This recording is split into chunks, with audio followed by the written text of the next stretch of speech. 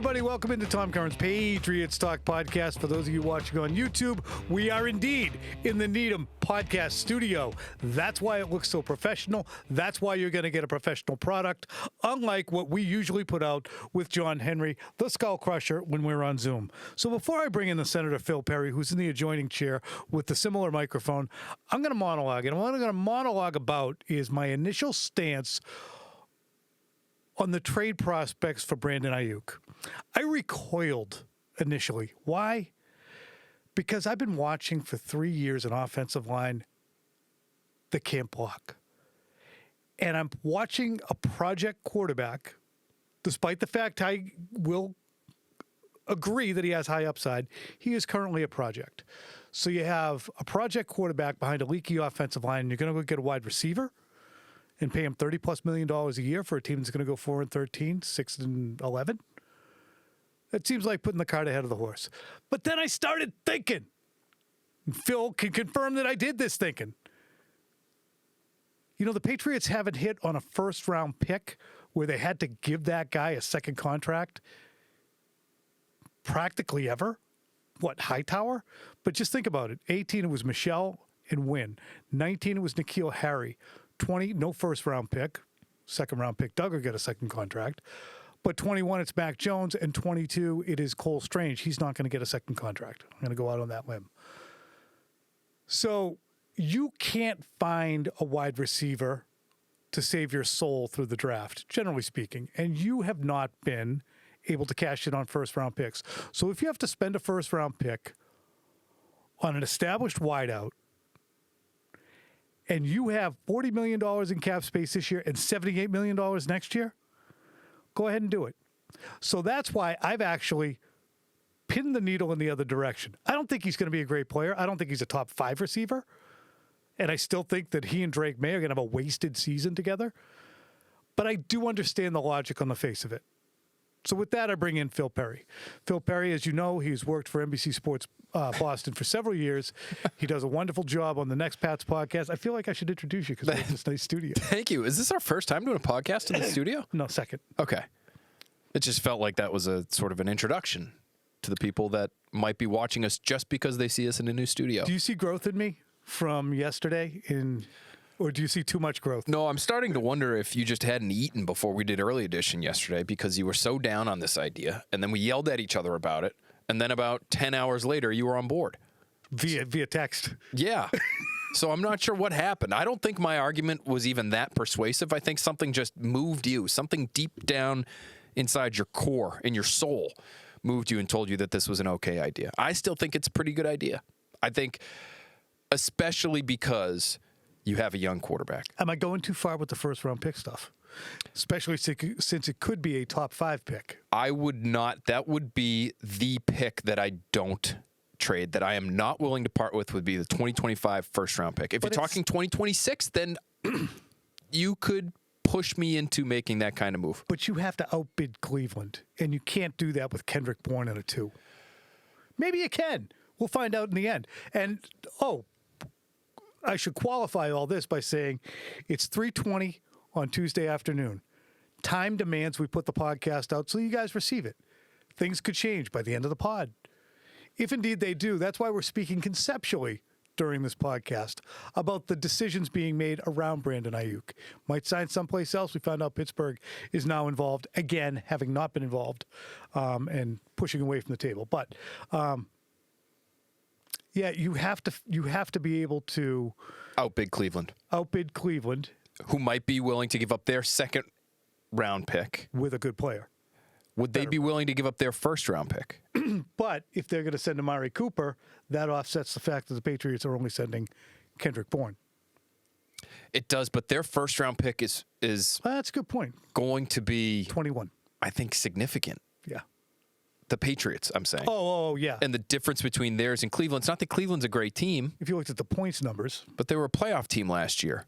Yeah, and then if you look at the points, there is a significant difference between a top 5 and then something that's even in the teens. You know, the value there is, the difference in the value there is almost the value of a first-round pick. Does that make sense? If you were to drop from 3 to 14, you would want a future first-round pick to make that kind of move. For Cleveland to match, they almost have to send, if the Patriots were indeed sending a first, and we don't know this. I mean, we might end up finding out it's a third. Right. But for Cleveland to match, they'd almost have to send this year's first and next year's first to match the Patriots' conceivably top 5 pick. The farthest I would be willing to go is a second this year, maybe next year's first instead of that. And then I would even do an additional pick if the Niners are insisting that you do that in order to outbid Cleveland. So if it's a second and a fourth and Kendrick Bourne, I would do that.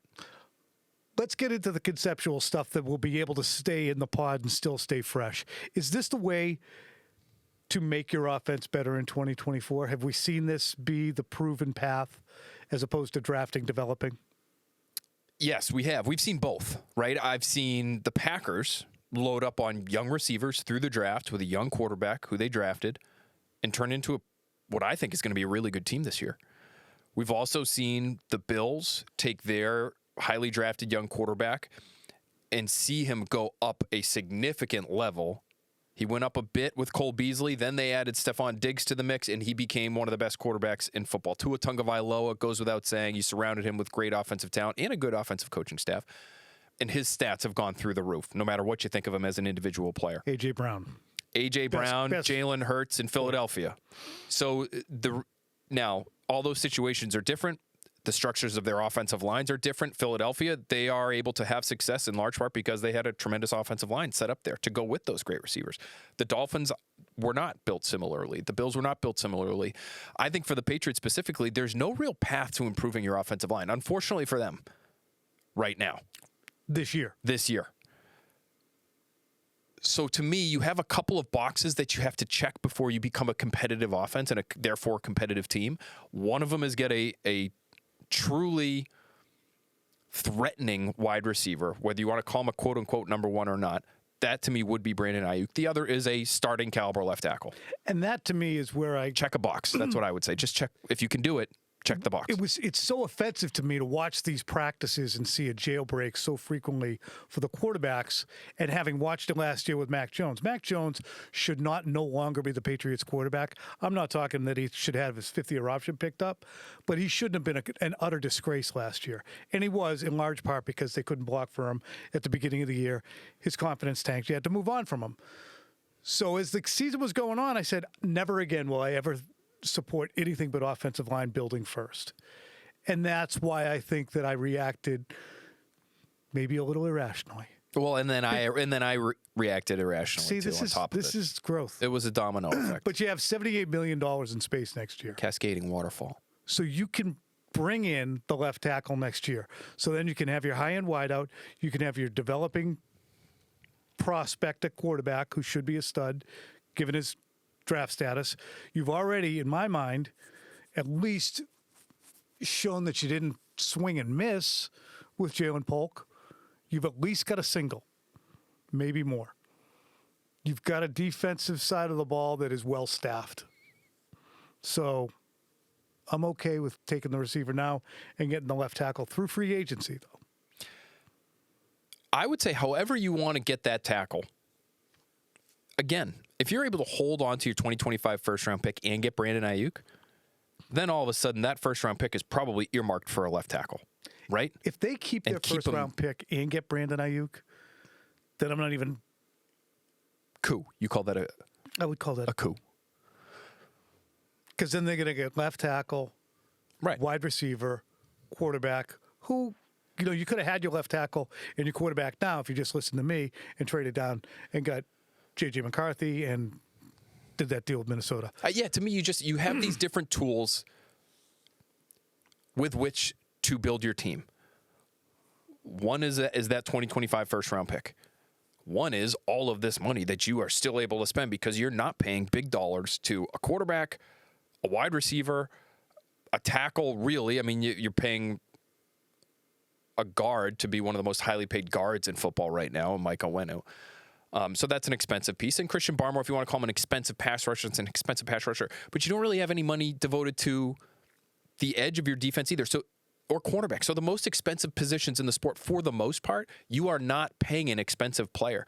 You have still, even after all of these re-signings, you have so much money to spend. You could do this and still, Tom, go after a left tackle in free agency next year. That is feasible. This is your time to get wild with the spending because you have a young quarterback. Even if he's not going to play, you have a young quarterback on a rookie contract. It's one of the most valuable things in sports, the quarterback on the rookie deal in the NFL, and that's why they have the flexibility to do something like Aiyuk and more at other positions around May. Give him that environment that he needs to find out if he's good or not, to find out how good he can be, and then when it comes time to pay him, then you can make decisions that sort of correlate with how you feel he is, how good he is as a player. Here's what's interesting. The Patriots would not have the cap space they do had Bill Belichick not structured the team the way that he did contract-wise. Bill was going to enjoy this level of cap windfall. He also authored a team that went 4-13. That's why he didn't get to do this rebuild with a new quarterback.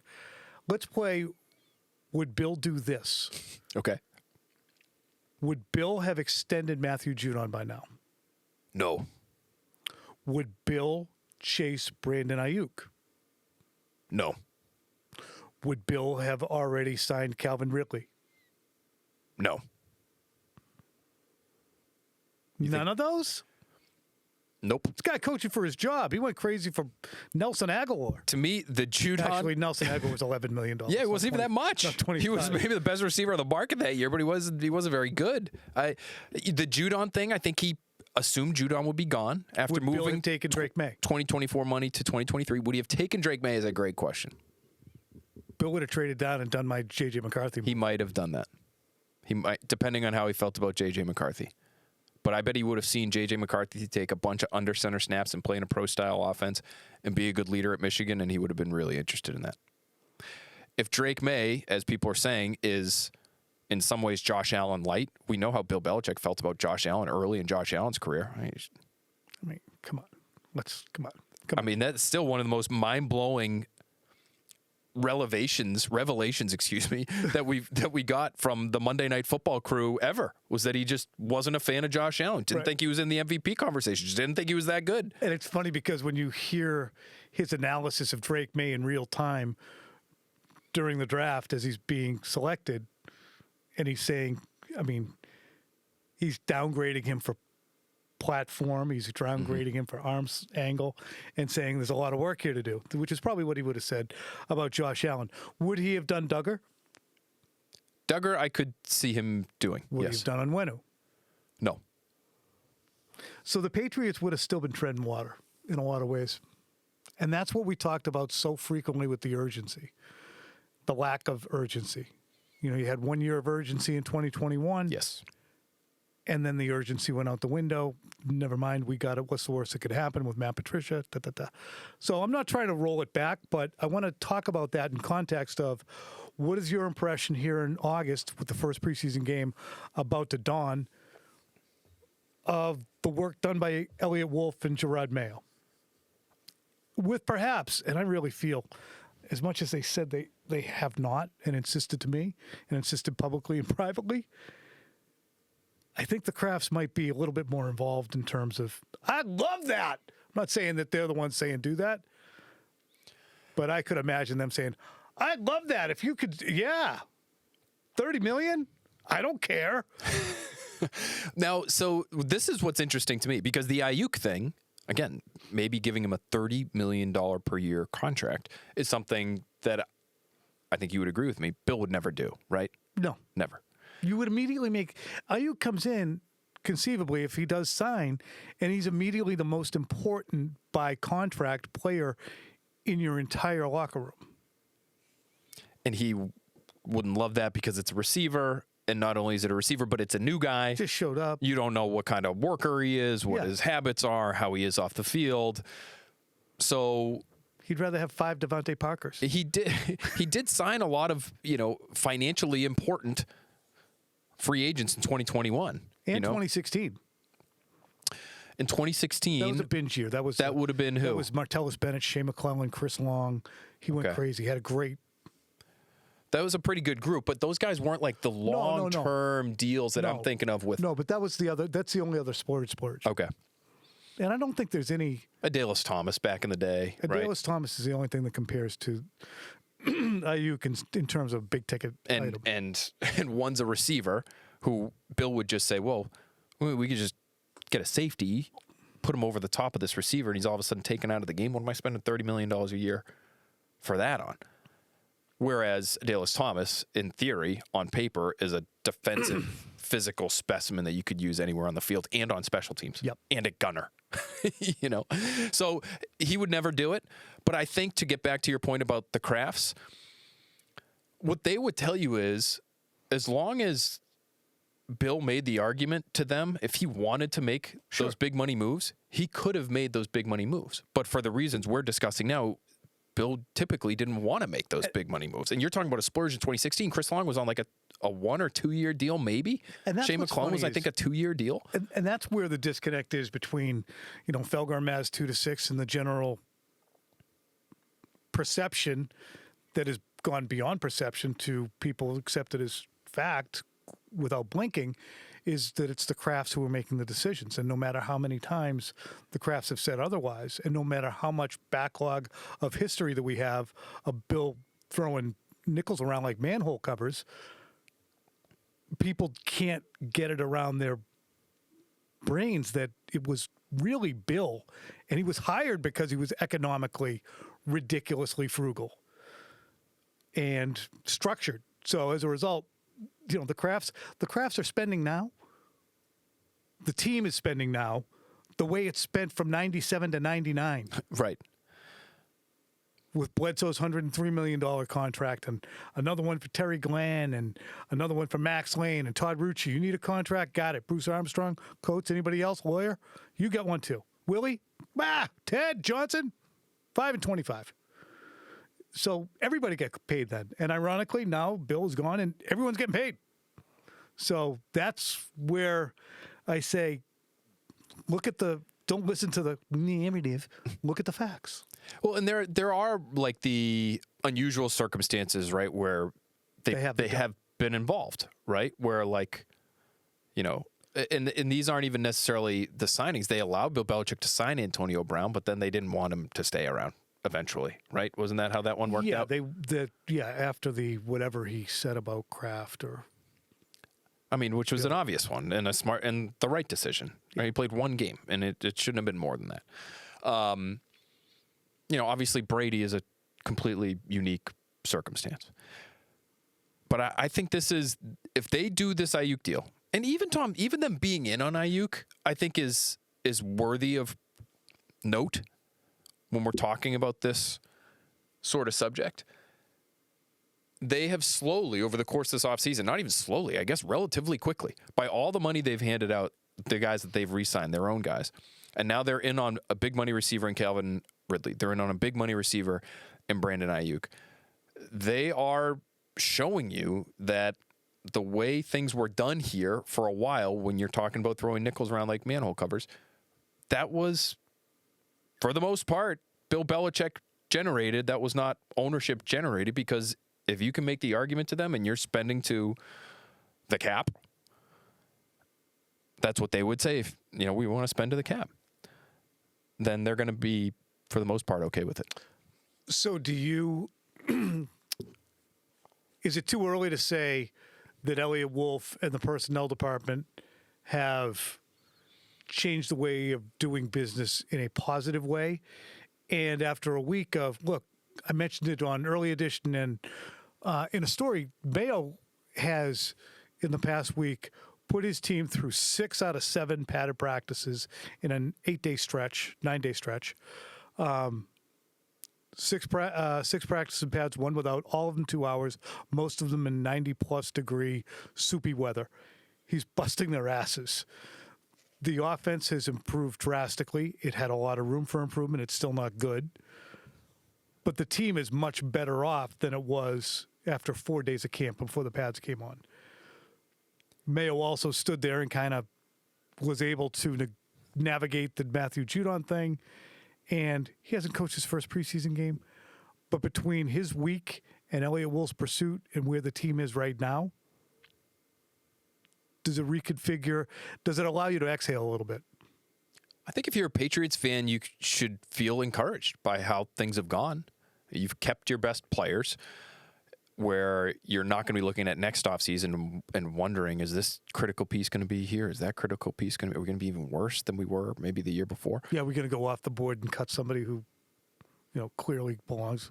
You didn't get too cute in the draft, in my opinion, which they could have done. And they took a player who seems smart, tough, and really physically talented.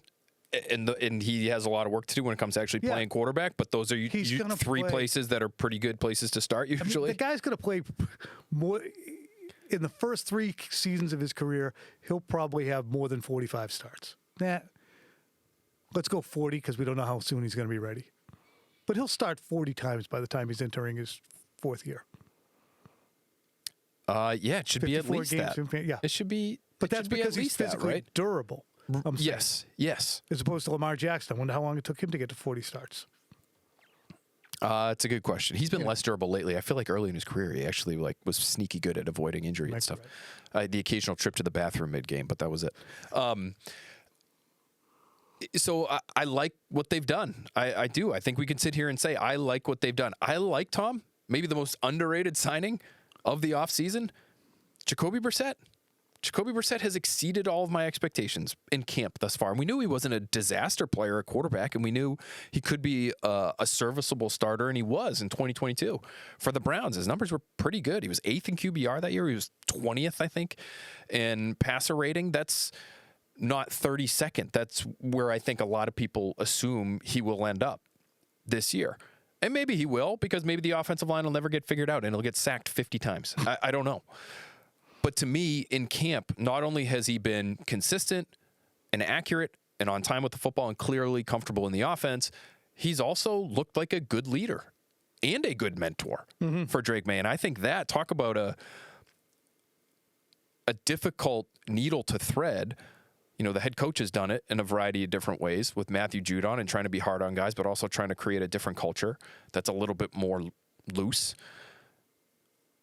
Jacoby Brissett has been both the guy with the arm around Drake May and celebrating his every touchdown, and also the guy who looks like he has taken the reins of this team. We saw him practically coaching for about 2 minutes, the receivers and the quarterbacks yesterday, early in practice, before they were about to do a goal line period, passing sort of 7-on-7 right near the goal line, right inside the 5, a passing period. And he's coaching the receivers on what to do in the upcoming period. And they're all just sitting around watching and listening and hanging on every word. So that's the kind of move that, we should be tipping the old cap for, it looks like at this point. Yeah, massively steadying influence, which we all presumed he would be. But it is, the cup is not half full. It's not 3/4 full. It is the cup overfloweth with Jacoby. I mean, his arm strength to me is much better than I thought. The speed with which he gets it out, the accuracy of it. This is a guy who, with Kay Adams last week, said, I want to be the starter. I'm going to be the starter. I'm the best person. Whatever he said, but made it sound like I came here to start and to continue to start. But it passed by everyone quickly because he didn't say it in a braggadocious way. It's not, and I love Gardner Minshew. But if Gardner Minshew was here with Drake May, you would have, I think, concern that Gardner Minshew wouldn't get the job title, which is play really good as long as you can. But once the other guy's ready, even if you're still a little bit better, you might have to get the bleep out of the way. Ryan Fitzpatrick didn't get it in Miami. Of course, Tua wasn't ready, but be that as it may, Jacoby Brissett's the perfect guy to have here, and I agree with you totally. Speaking of which, what's going to happen Thursday night? Here's Gerard Mayo talking on Tuesday about the Patriots' plans for the preseason game and how they use their QBs. Drake will play. Drake will play, and when he gets in the game, we'll talk about that, but he will play in the game. Look, everyone who is healthy enough to play in the game will play in the game. That's more than you've ever gotten before. Right? So you want Jacoby to start on Thursday night? That's the plan. And once again, look, I'm telling you guys this today. I mean, it could change as the week continues to progress, but that is the plan. Phil, if everybody plays at the quarterback position on Thursday night, to me, I'd like to see a little bit less Jacoby Brissett, a series 2. Let him have a bunch next week with Philadelphia, but give a ton to Drake May, probably 2 quarters. that to me would be a picture-perfect scenario if you can pull it off. They shouldn't try to pull it off if they can't block for him. And I genuinely mean that. I genuinely don't think they will be able to block for him unless... They put the ones out there? Unless either that or Carolina is so set on not playing any of their guys that Drake May gets to go run against guys that are going to be in the UFL in a few months. So if that's the case, then great. You just have to be able to protect him. And this is, to me, this might be the one in-game decision that I'm really eager to see Jerod Mayo make. And maybe it'll be mostly Alex Van Pelt. Maybe it'll even be Scott Peters. And they'll look at Jerod, halfway through Drake May's first series and say, this can't be a long night for Drake. He just, we can't with, Mafi and Zuri and Kellen.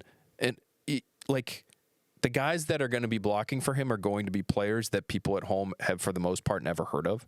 And that can be dangerous. And so that's why I would, if they're doing okay, then keep him in there as long as you want.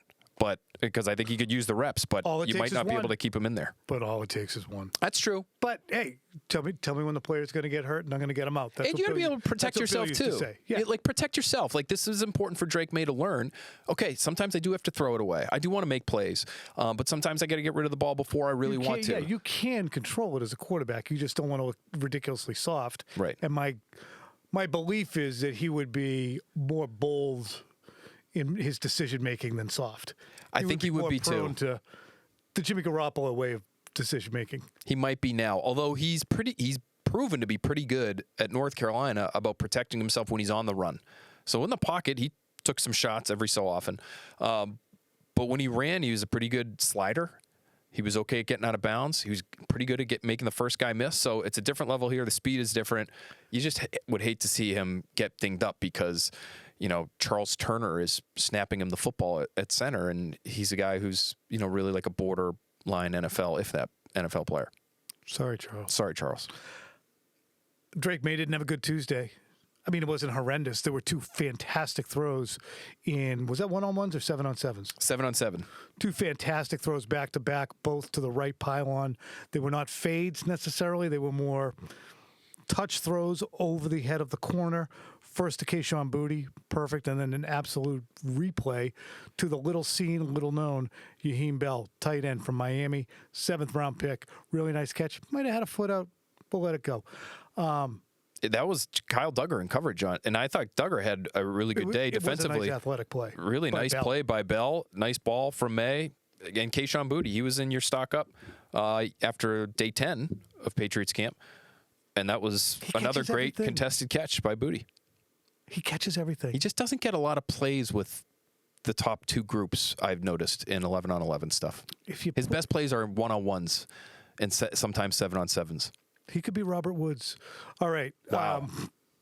Drake May really scuffled when they did a 2-minute offense toward the end of practice. Everything was ratcheting down. They had a very long practice again with Jerod Mayo going 15 periods, nearly 2 hours. But Drake May's hurry-up offense, after a pretty productive hurry-up offense for Jacoby Brissett, led to Drake May, I believe, having 4 throws. Phil's scurrying around his pulling up the right notes. Got to pull up the old notebook, the old 5-star purple spiral notebook. He ended up going 0 for 4. He had an interception. They also fumbled a snap. Antonio Mafi was at center. There was a fumbled snap. It looked like it was probably Mafi's fault because they yanked him right after that play, and they put in the aforementioned. Or no, it wasn't Turner. It was Nick Leverett actually who got to go back in and snap for the final play for Drake May. But what did you think of the pick? The pick, I actually thought, as it was happening, this has the makings of a nice little play. This could end up being the highlight of the day for Drake May because there was almost immediate pressure on him. I thought he did a good job of stepping up in the pocket, keeping his eyes down the field, his feet underneath him, made a strong throw. It just happened to be a very well-covered Javon Baker, and it got deflected. Was that a pass that should have been caught, or was that just a bad decision throwing into traffic by the quarterback? I think on each of the 4 throws, he threw it way too fast. Hold on, these are NFL receivers. You got to catch the football. Javon Baker had a flat drop on the very next snap. There's no getting around that one. You thought it was too fast? Wait, the one on the left sideline? The out route on the left sideline? It hit him in the hands. He was wide open. That thing was absolutely cooking. You got to. These aren't Joe Milton fastballs. These are Drake May fastballs. No, these were Joe Miltonian. No. And then he threw it behind Juju. And then there was a pass breakup when he targeted Juju. I thought Azizi Hearn actually made a pretty good play on that, just to get around Juju and break it up. Kind of in the. I couldn't tell if he slipped or if it was a little bit behind him. Juju's had a lot of trouble keeping his cleats in the ground. There was a third down the other day. Third down the other day. This was in the 2-minute drill the other day. Again, they had a hard time, the Drake May second unit offense. But on 3rd and 10, after 2 incompletions, on 3rd and 10, he has Juju Smith-Schuster open on an out route. Whoa. Nice throw. And he falls down. And it goes incomplete, and you're into 4th and 10. Anyway, it was rough. I have rough in all caps written next to this series from Drake May. So when you go pick, drop, pass breakup, fumbled, snap, pass breakup, that was the final rep. Del Pettis, my guy Del Pettis, the safety out of Troy. Dirty Del. He was in my stock up a few days ago. He probably could have been again today. He was in my stock down yesterday because he spiked Hunter Henry. He's physical. There's nothing wrong with that. He stands out. Physical. No, he's trying to win a spot, man. You got to listen. It's a hard game played by hard men. It was Del Pettis is a hard man.